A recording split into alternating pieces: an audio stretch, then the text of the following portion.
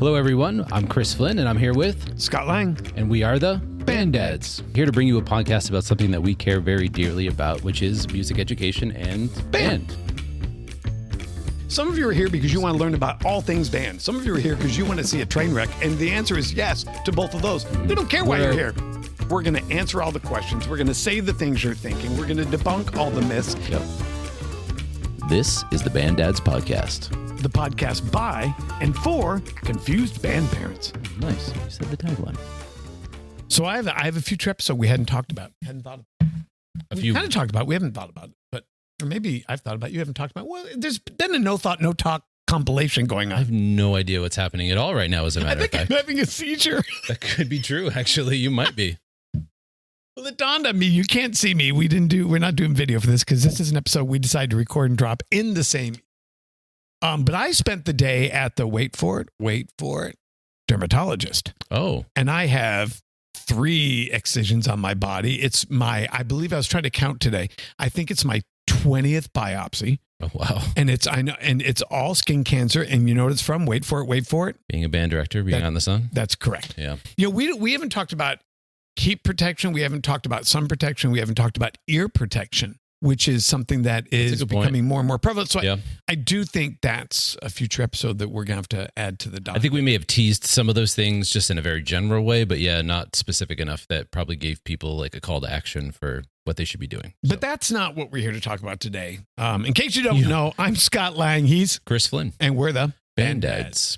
So it's the end of the season, and as we record this, Bands of America Grand National Championship started today with the Indiana Public Schools exhibition. Okay. And then they have some show bands happening tonight, and then the actual competition starts tomorrow and runs almost nonstop for about 3.5 days. And so we thought this would be an opportune time to sit down and kind of review the season and talk about the Super Bowl of marching band events. And so we gathered here together. But before we do that, Chris. Yes, Scott Lang.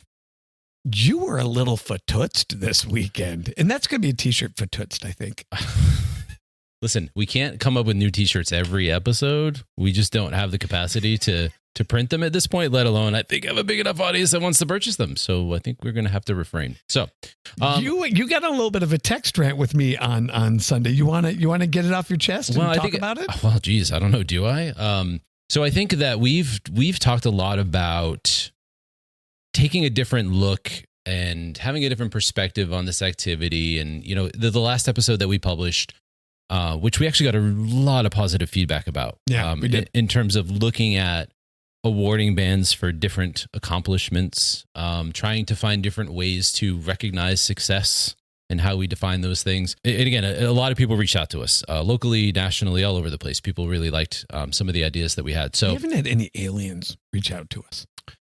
I don't think many people have.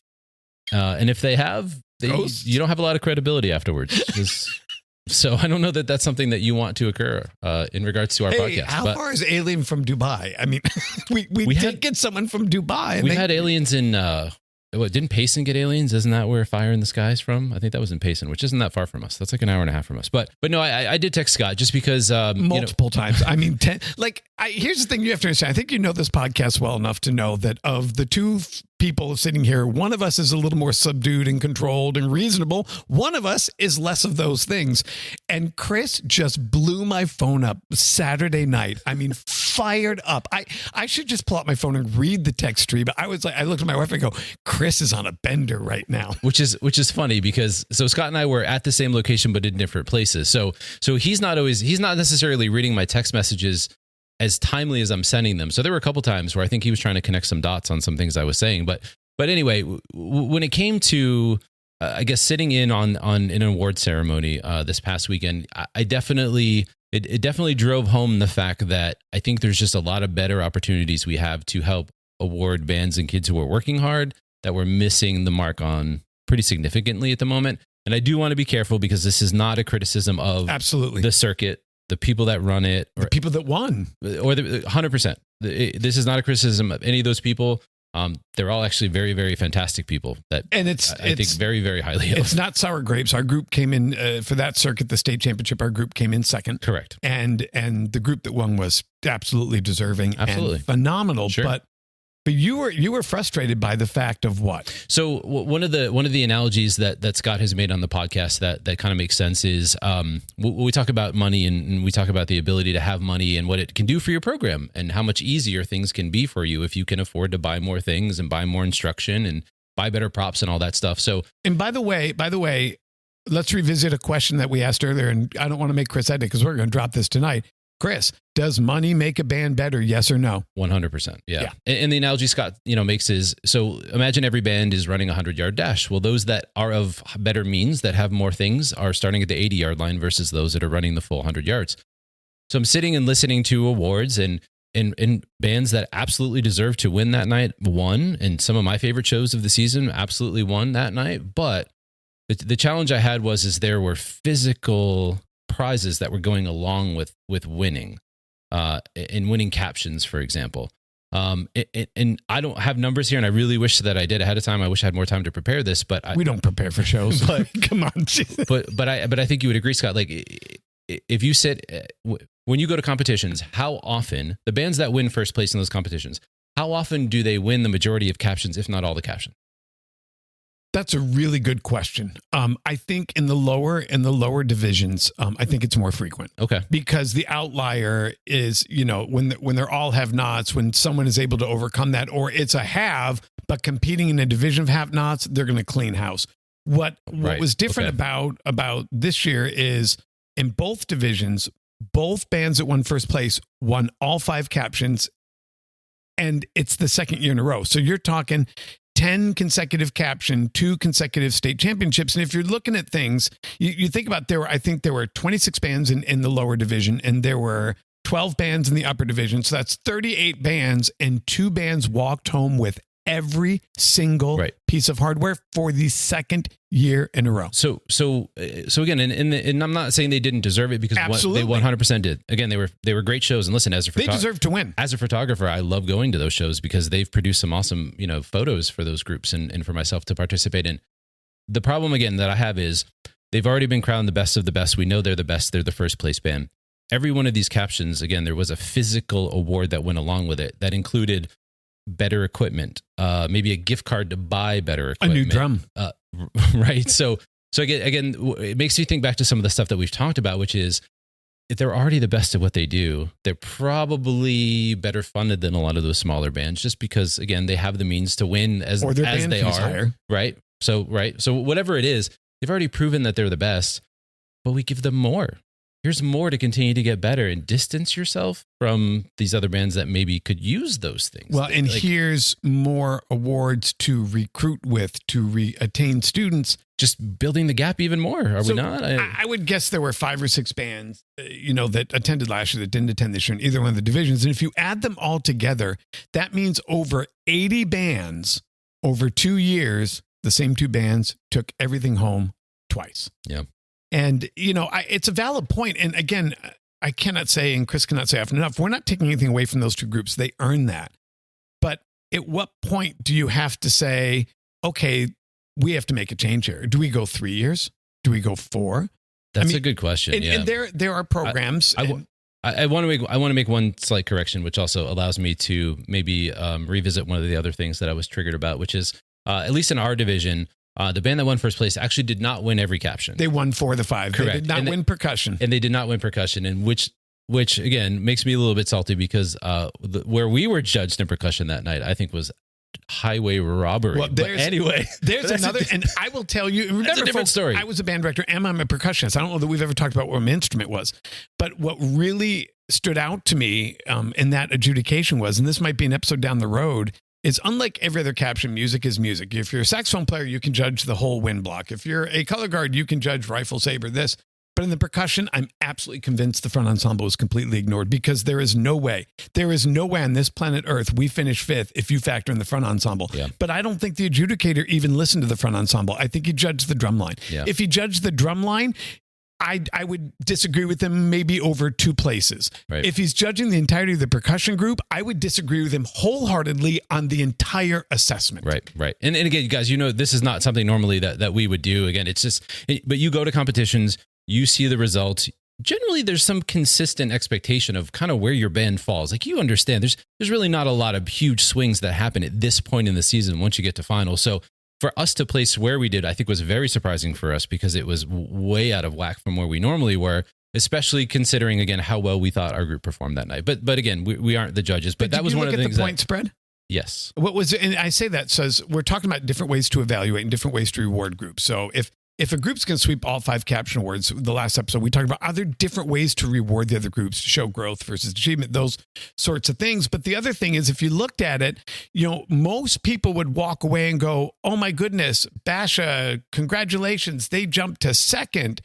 But if you look at the numbers, it was, I think, 0.2 of a point to third, and then another 0.3 of a point to fourth. Between 2 through like 5, 6. 2 to 5 was on any given day. And I will tell you flat out, after the event, I stood up and most of the colleague parents had said, oh, we're going to be 4th or 5th. I said, no, we're not. We're going to be 2nd. I actually agree with you. And I was down on the field taking pictures. So I felt confidently, not just as a homer, listening to the outcome of our performance. I was like, no, they're on tonight. Like, without question. But I say that because you can end up 5th, but literally be within a rounding error of 1st. Yeah. And so it just drives home, Chris was frustrated. Not only that, for lack of a better phrase, the rich got richer, the success got more successful. And he has every right, but it drives home the point that we've got to look at different ways to reward groups and show groups growth. And, the other thing that I told someone, I don't think I've ever said on this, is in one of the circuits we participated in, the very first show that we went to,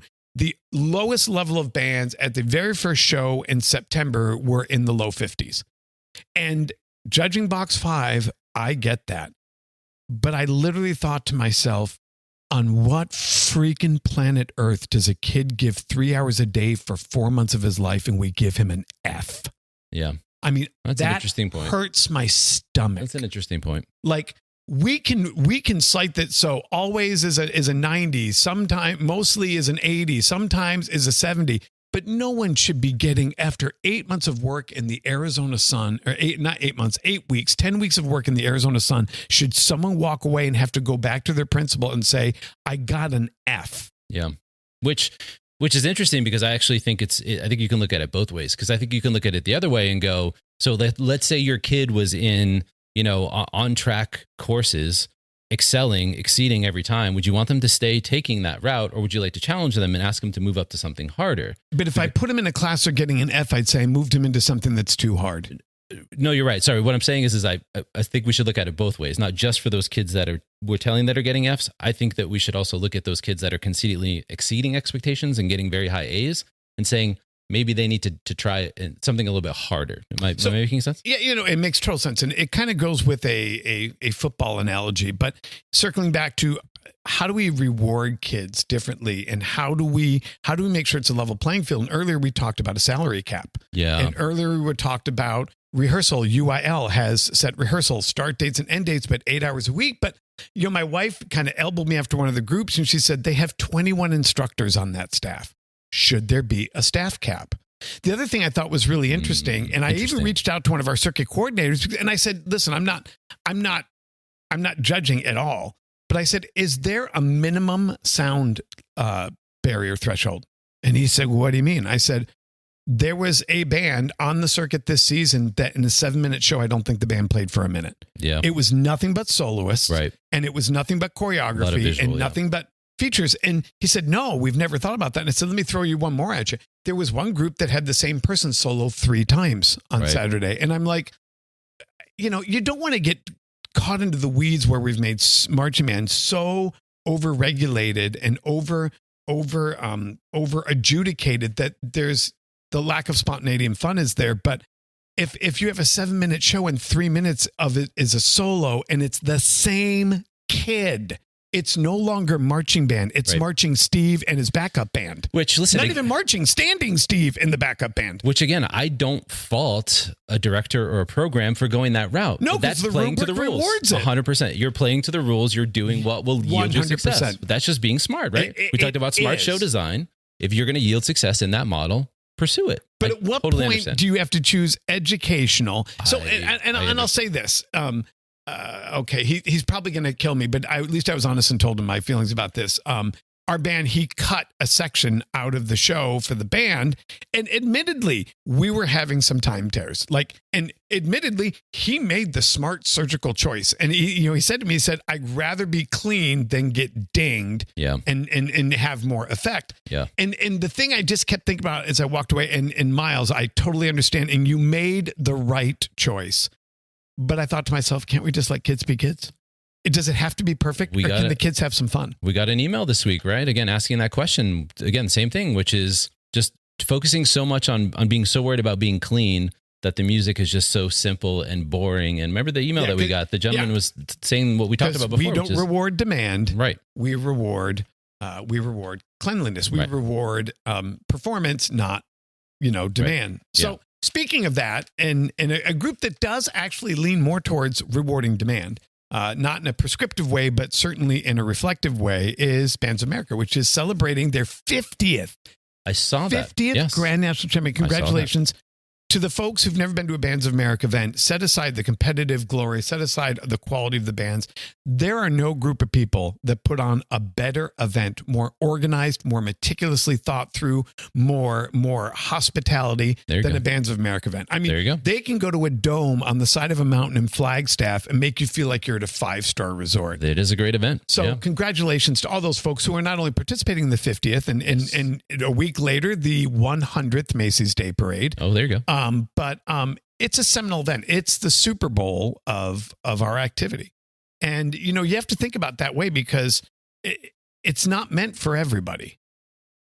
That's a fair point. Yes. I mean, let's be honest. Like the Super Bowl at the beginning of the season, you have a pretty fair prediction of a couple of the teams who are probably going to be in that game. Yeah, but even if you think about it this way, like you can be a semi-pro football league. You're not meant to play in the Super Bowl. You can be a triple A baseball league, but you're not going to play in the World Series. Right. Like, and some people get frustrated because, it's only the 300-piece rich bands. And that's true. But I don't know that our activity would be as popular and as recognized as it is today without the credentialed activity that certifies someone as being the best of the best. The visibility helps. That's for sure. The number one TV show in the world, other than the World Cup every 4 years, is the Super Bowl.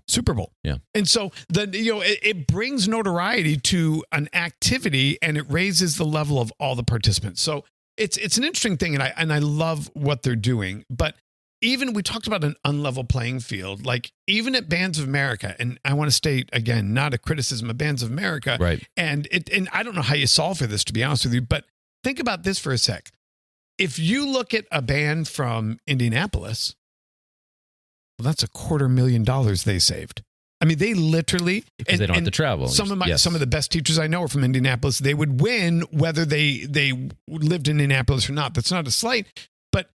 They literally ride a school bus, a yellow bus, to Grand Nationals, perform, ride it back home, go back to class, go back for Friday semis, go back to class. Wow. Yeah. And then ride a yellow school bus on Saturday at, evening or afternoon, depending where they travel. Right. So you have to say, like, a cost of, if you look at the bands of, here's an example. If you look at the Bands of America, I'm probably wrong by a band, maybe two.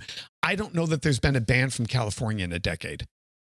It's just simple travel costs. I mean, it's not the bands aren't good enough. In the finals or just attending? No, just attending. Which our friends versus Marietta are this year. No, they're not going. No, they're not. Oh, nope. my apologies. I know they qualified. He wants to go next year. He doesn't know if he can raise the money. My apologies. It's dollars. I know I saw them ranked in the top 25 in the country. So they went to a Bands of America regional and won the regional. 2 of them, actually. Yeah, well, 2 of them because they're phenomenal. Yes, and Donald's phenomenal. Yes, but and then so that's criminal. To your point, that band should be there. Yeah, and so Grand National champions, the people who win it absolutely deserve it.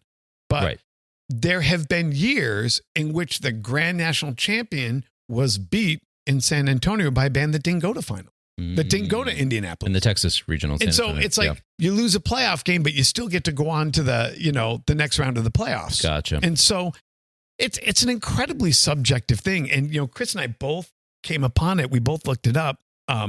There have been how many bands in the last 15 years that have won Grand Nationals? It's like 5 or 6 or something. And the last one that Chris asked, and I was able to name it because we didn't even coordinate, but I looked up the same thing. The last band to win it that wasn't from Texas, Oklahoma, or Indy. Correct. Do you remember the name? Yeah, it was Tarpon Springs. Tarpon Springs. It was 2014. Phenomenal program. Wait, because Scott already knew that, I actually took it one deeper. I wanted to know before that. How about before 2014? Do you know the last time before that it wasn't one of those particular bands that likes to win every year? Because I have that in front of me now too. Lassiter won it in 99. 2002, yeah. Okay, 2002. That's who it was, Lassiter. It was Lassiter? Lassiter in 2002. Okay. Lassiter in Marietta, Chris, Georgia. You've got to stop here and insert applause. The fact that I could... You didn't know the band name. That's impressive, yes. You're off by a couple. People, But the band can you name. just pause and bow down to me? Yeah, because that's what you need. Yes. All right. Insert applause noise here. That's fantastic. Yeah, we don't want him to edit, so I'll insert it for myself. Yeah, you're going to clap for yourself? That's not... That can't feel rewarding. I don't understand. It does. It's like when my kids say, you're not as funny as you think you are. And I say, I don't really care what you think. Well, I'm kind of on board with that, yeah. If I make myself laugh, that's all that matters. That's kind of what I'm thinking. But so if the Super Bowl rotates sites, why can't Grand Nationals? So that's a really good point. And there was a time in which it traveled in a block of period. It started in Whitewater, Wisconsin, before it moved to, I think it was in Chicago for a very short period of time. I know the corporate headquarters were, and then it went to Indy, and Indy offered them a sweet package in the Hoosier Dome and hotels and whatnot. But there was talk of it relocating again, but you're talking about renting an NFL stadium. Yeah. And I know. I get it. The fact that Indy, because it brings tourism for a multi-year basis, we're talking 109 bands this year, each with an average of 250 kids, hotels, food, buses, rental cars, that they're willing to block out that stadium for that event. And most people don't know, when they built that stadium, Acoustics for Grand Nationals was a part of the design process. Okay. Because if you see Grand Nationals and DCI Finals, there's a black curtain that drops down for a visual backdrop, but they designed that. And so Indianapolis made a significant investment in the activity, but there has been talk. So the thing, though, if you move it to Texas, then, someone from New York might say, well, how can we afford that? And if you move it to California to feature all the California bands, and someone from Texas may say, we can. I get it. Yeah. You can't please everybody, but. No, but I think it's important to acknowledge that for the same band fee, a band that's not within driving distance has $250,000 more to spend on their show. And how did we get to the point where Bands of America is seen as the echelon, the event? Because we know there's other national circuits. How did we get to the point where we decided this was the one? I'm curious. And most people don't realize that Bands of America is the smaller of the two circuits. Okay. The U.S. band circuit is the larger of the two. On any given weekend, there might be one or two or even three Bands of America events. On any given weekend, there might be 10 or 12 U.S. bands events. But U.S. bands tend to feature much smaller bands.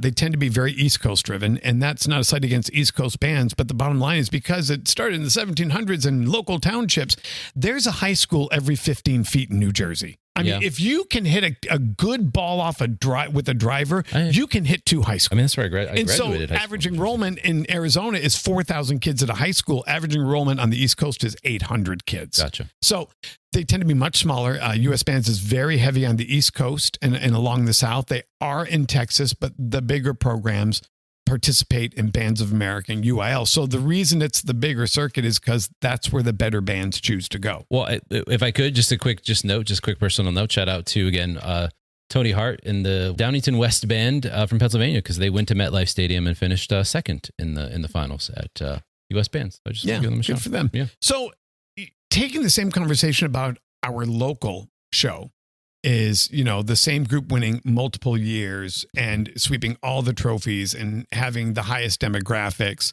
and, frustration with, are there soloists and how long do they play and how much do they play and what's demand, and you can take those same conversations and elevate them to the national level, whether it's U.S. bands or Bands of America. Right. In fact, when I sent that circuit coordinator, I said, is there a minimum amount of time the band plays? Is there maximum soloist time? Can it be multiple soloists? He sent me back, and I forwarded to you. There's a guy, a drill writer, who charts on Excel every show. Yeah, the percentage of time. Yeah, and I sent it to him, and I wish I had it. We'll put it in the show notes. Okay, how about that? That's fair, yeah. It is stunning to see how many seconds to the first big impact, and how many minutes was a soloist on, and how fast was this episode. And if you look at it, kind of the overarching theme was, don't go very long without a big moment. Right. Feature the woodwinds over the brass. Okay. And don't have soloists don't have too many soloists. Gotcha. That was, I mean, and that certainly isn't a data analysis. It was, me throwing it into ChatGPT. And by the way, since can you keep a secret? Sure. Yeah. I know who won Grand Nationals this weekend. Oh, you do? I do. I asked ChatGPT. Oh, so ChatGPT knows. What did ChatGPT tell you? I can't tell on the podcast. It's already been predetermined. Why would you precursor that if you're not even going to share the information? Because I like pretending I know something you don't. You know that everybody else can go ask ChatGPT the same question. No, ChatGPT and I have a special relationship. You actually Chris. probably do. Yours is probably quite special. That's probably very true, actually. No, you know what ChatGPT said? No, what do you say? It said, since only 6 bands have won in the past 15 years, which is what started me down that rabbit hole, it is likely to be one of them. Okay. They will likely be from one of 3 states. Okay. They will likely have already won 1 or more regionals. Okay. And they will likely be a band that has a national prominent name. Okay. And I think regardless of whichever band wins, I think ChatGPT is spot on. I mean, okay. That seems like a no-brainer. You're talking about 5 bands. Yeah. You need a ChatGPT to tell you that? No, but it gave me a reason not to work.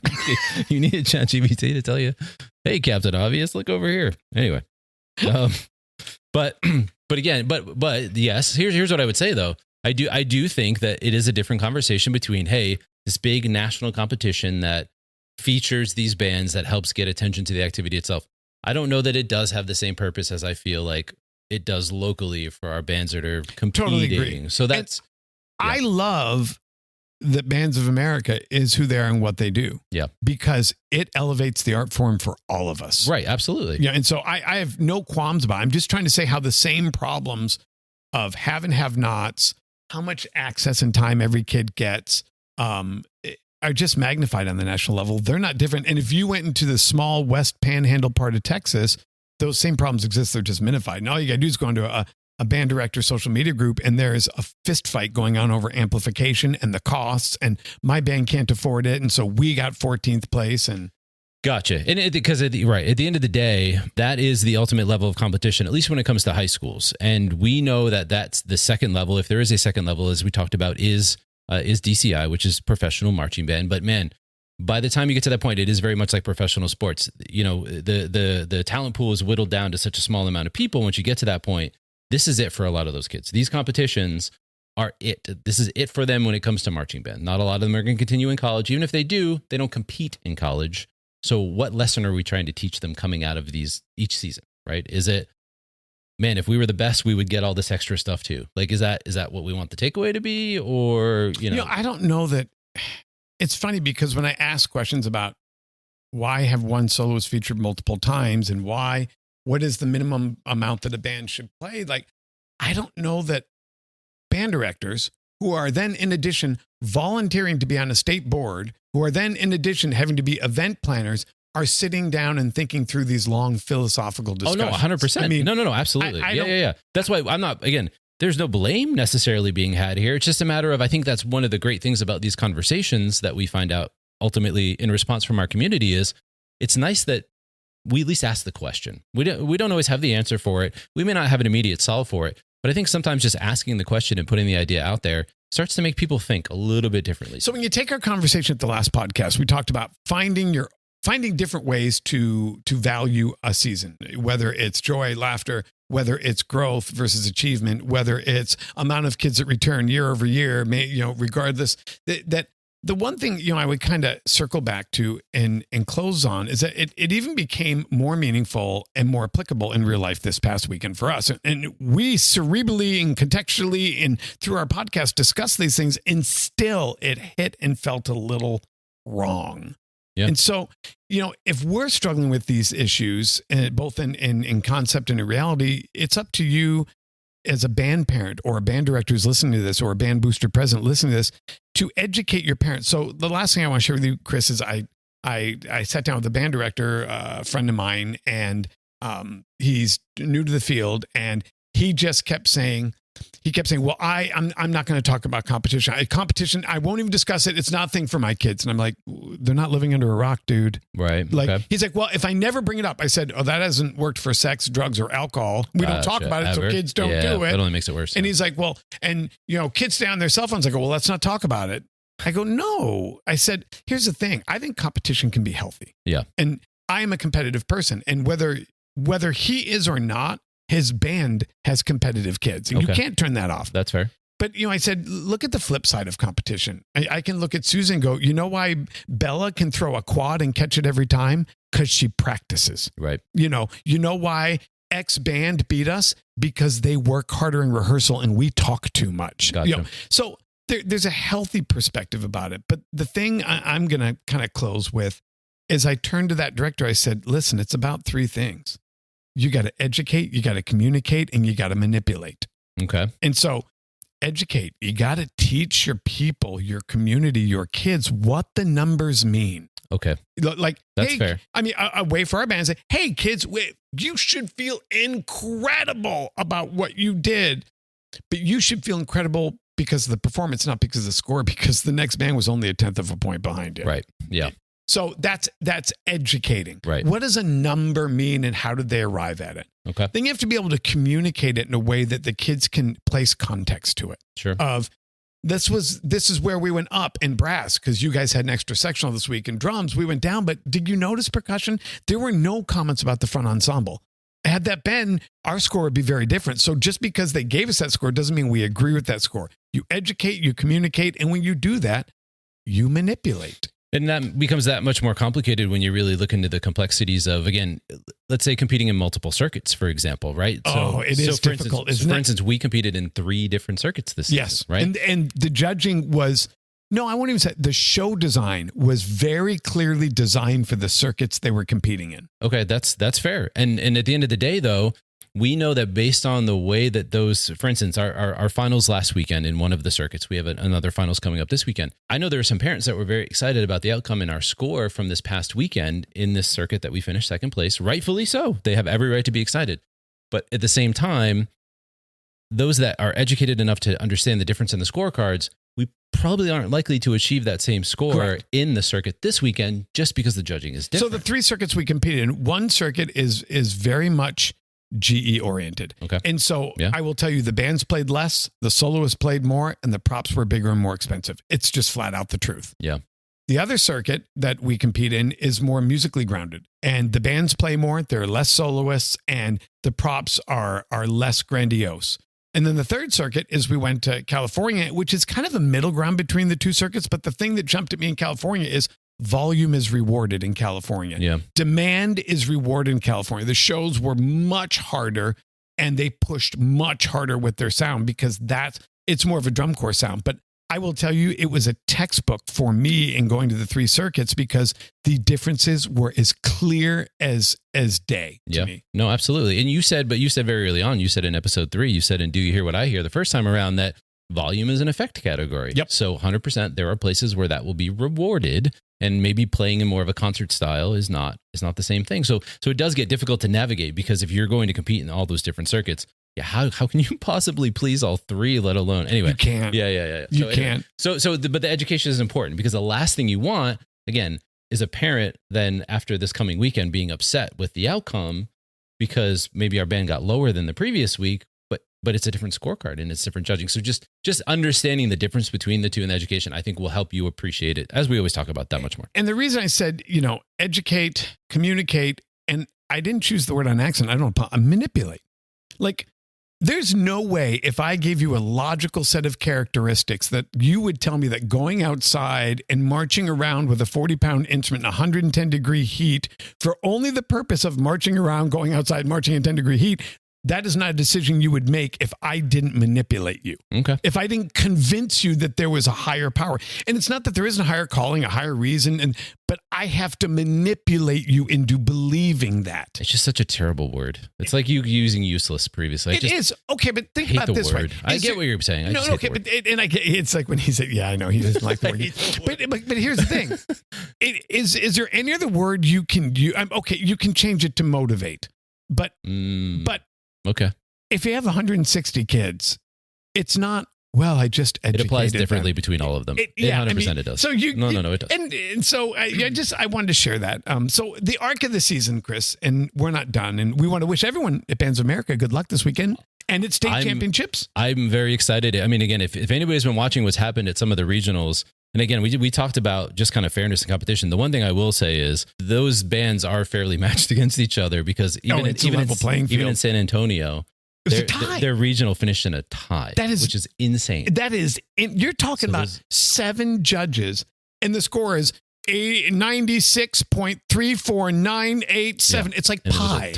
Yeah. So anyway, so you got to appreciate, yes, the level of achievement from those bands, and they are very evenly matched, which makes it that much more exciting. And the level of adjudication too. That's fair. But as we close out this season, if you're finished, congratulations. If you've got one weekend left this weekend, which we do, we want to wish you luck.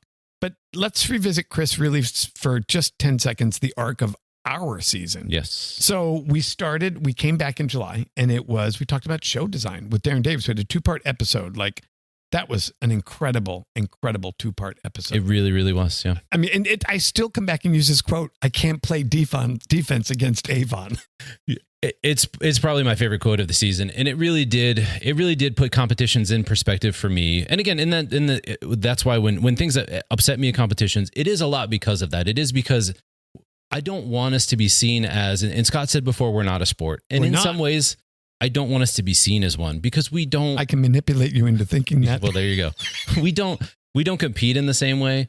So when it comes to our outcomes and our rewards and our recognition, let's not treat it the same way. Let's be different. Let's find a way to treat it like the art form that it is. And I do think bands are generally more gracious in defeat than athletes. 100%. So no, very, very much so. I would agree with that. So after how do you build a band show? And then you did a deep dive, 3 episodes on Bandcamp. Yeah, I was just went deep into that. I was literally just cleaning out my hard drive the other day, just looking at stuff like, do I need to keep this? Do I not? And I spent a lot of time. Oh my God. It was just insane. Yeah, so we followed that up with, we talked about stages of a season, and we revisited adjudication, gave parents a primer, and we did it for our own parents. We did a home show. We did. And that was an incredible little look at not only the arc of a competitive season, but the arc of an entire season. We talked about Strauss and Hauer in the 4th turning. Yes. Then we took it to at the end of the season, which was these last 2 episodes, which is how do you find meaning in a season? And then the end of season wrap up and looking at, is this a level playing field? Yeah. Season 2. 6. Well, and it's not over though. Because we saw marching band's over. Yeah, We're not. A season's not over. Our season's not over. Would you call it a successful little run there? No, I would, and it's funny because a lot of it is how much does it apply back to real life? Like I don't want the podcast just to be something that we talk about and then we put out to the world, and then it's not applicable to how things really are. So 2 things that kind of stand out to me just for my own personal experience.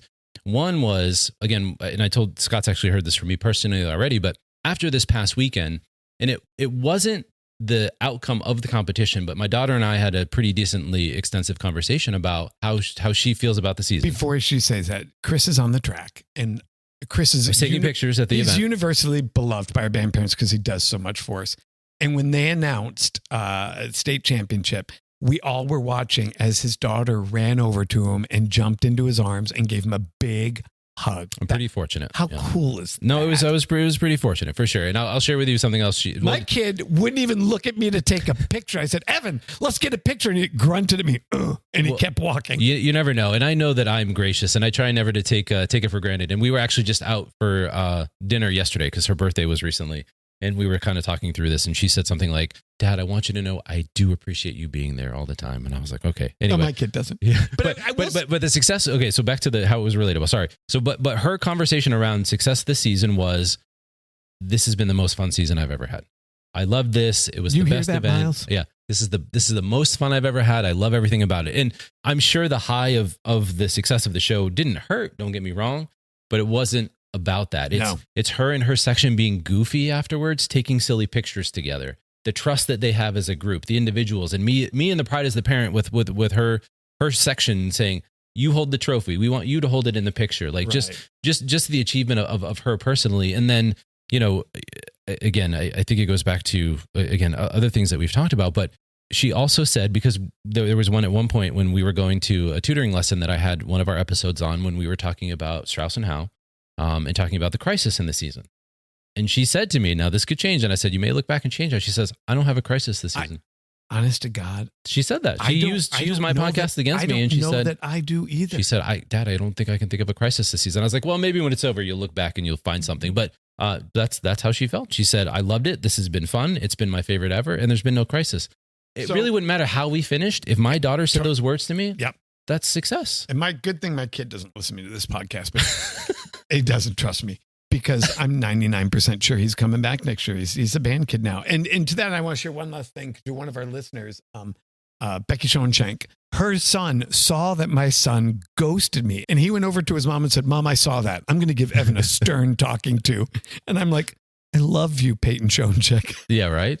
You can adopt him. But too bad he's a senior because you don't get to share that success. So one of the ways we know that it's been a good year is because not only are we having a good time, but you are too. We've gotten more feedback in the last 2 weeks. We've gotten probably in the last Absolutely year put together. So Chris, remind him one more time, not just how to get in touch with us, but to get in touch with us as you celebrate your end of year season. How does one go about reaching the Band Dads? I would say the best way to reach the Band Dads, folks, is via email. Smoke signals? Because for Scott, Scott, anyway. Scott works on a Mac, so like half of the things he does in life are. Oh, you mean by that it works? Controlled by the corporation that runs. Hey, why don't you Control F Shift R5 to tell people how to get in touch with us? Hey, that's a powerful combination of buttons you just mentioned right there. I wouldn't know. Anyway, because I don't need to. Email's the best way to get a hold of us because we have conversations. Feedback at banddadspodcast.com. Send us an email. Send us your thoughts. There is a way to send us recognition and comments anonymously, and flowers and candy. Oh no, not ice cream. No. If you want to send a just some feedback without any conversation, in each episode description there is a link that says send us a message. And what that does is if you click on it, it opens up the messaging app in your phone, and that will allow you to send a message to us through your text messages. What it does is it tags a region that you're from based on your phone number. It doesn't send us the phone number. It doesn't send us your name. It stalks you. It tags your IP address. We're outside your bedroom window inside of 2 hours. But if you look at our website, there's a fan wall up there. There's some fan mails, I think is what it's called. There's some very, very nice comments from around the country, and another couple recently from our local band families who have said some very nice things about us. And we read your stuff on the air. We respond to everything. And if there's something we haven't talked about, in addition to the health episode that's coming soon. Yeah. And one of the things that Scott mentioned that we did for our group this year, we did kind of this information meeting that broke down information about the show itself, but really went further into some knowledge about, again, what is drill? How is it done? What does it look like? How do the kids learn what they learn? What's the music? Literally showing the parents a sheet between all the different sections and all that stuff. So anyway, we ourselves are actually pretty helpful. So at some point, if you decide you ever want to engage and maybe have the Band Dads come do something with you, again, let us know via email, which is feedback@banddadspodcast.com. Dubai, we're talking to you. Dubai. I don't think Mandy's ready. Mandy's moving on. She's like, oh, finally. Marching band's over. Finally. One quick shout out, because I'm going to, the intro for this episode is going to be from Brandon. Brandon and the Cherokee High School Band of Warriors from Canton, Georgia, did the intro for this episode. Somebody who I had some interaction with actually over the summer, who, in that interaction, I said, hey, man, if your band wants to send us an intro, and he did. So thanks, Brandon, and the group from Georgia for sending us the intro. Before you sign off, if you are a band who might be thinking about doing a show about bells, Chris knows someone who has some really cool props that are for sale. If you're on Facebook, look up Bash a Band in the near weeks. You're going to probably see some cool props for sale. That's for sure. But again, we just love hearing from you guys. It does make our day. It's important to us, again, to have these conversations with you all. And like Scott has said, over the past couple of weeks, the depth of conversation, the acknowledgement of what we're talking about and how many other people feel the same and would like to see some change and help move those things has been phenomenal. So if you're thinking the same, 100% reach out to us. Let us know. Congratulations and good luck to everyone. Everybody, Grand Nationals. I'm Scott Lang. Chris Flynn. And Dads. Thanks, folks. See you next time. Band Dads at 3! 1, 2, 3, Band Dads!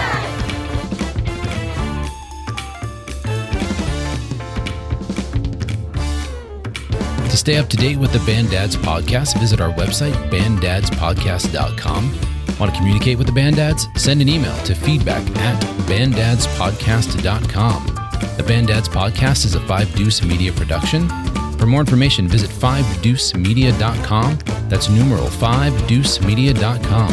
For more information on Scott Lang Leadership and Solutions for Music Education, visit scottlang.net.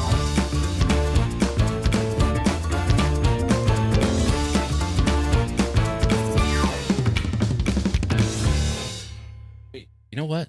What? You want to end on some controversy? I had a question I didn't ask you. Okay.